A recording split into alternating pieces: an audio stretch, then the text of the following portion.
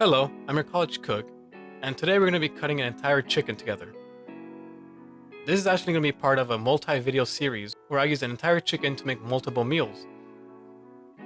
But we can't get to those until we cut into this bad boy right here. I got this chicken for about $6, which is a good price. May not be the biggest chicken out there, but for $6, it's surely a beauty. I'm using a brand new knife my sister gave me for Christmas to get this bad boy out.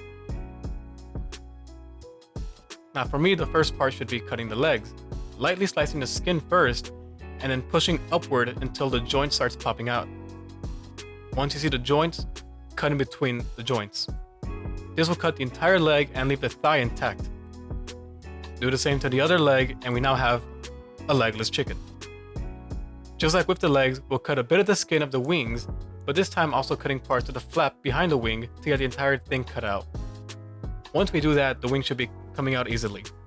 The first time I did this, I didn't do that, and I ended up breaking the bones. Chickens tend to have these indicators, these lines of their body, that kind of guide you with where to cut it. This makes cutting chicken very easy. After the wings, we now have just the chicken center. To make things easier, I recommend getting a decent kitchen shears that come about $6. You could use a knife for this, but shears make this process a lot faster and much easier. After the spine has been removed, place it to the side. Don't throw it away. This could be made for some delicious stock later on. Cutting through the center of the chicken is a little tough due to the bone still being attached. So what I do is flip the breast and do a small little incision like this in the center.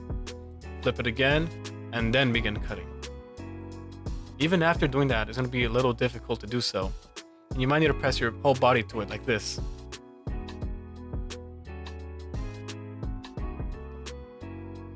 For space management, I'm going to cut these breasts into halves. This isn't a necessary step, it's just for my space. Now that the breasts are done, we can go back to cutting those drums and separating them from their thighs. Just like before, you'll look for the joints separating the thigh from the leg. If you can't find it looking at it, you can also use your fingers to feel the gap in between the bones. Once you find it, begin cutting like so. Do this to both legs and voila! Now for the wings. You could leave them alone or cut them like this.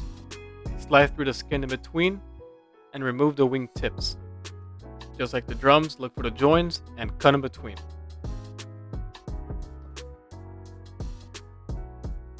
Doing all this will provide you with 4 breast slices, 2 drums, 2 thighs, 2 flats, 2 drumettes, and a spine and wing tips for some stock later on. Once you're done cutting, you should place all the pieces you won't be using and place them in a sealed bag for the refrigerator. If you don't see yourself cooking chicken in the next 2 days, I recommend putting them in the freezer instead.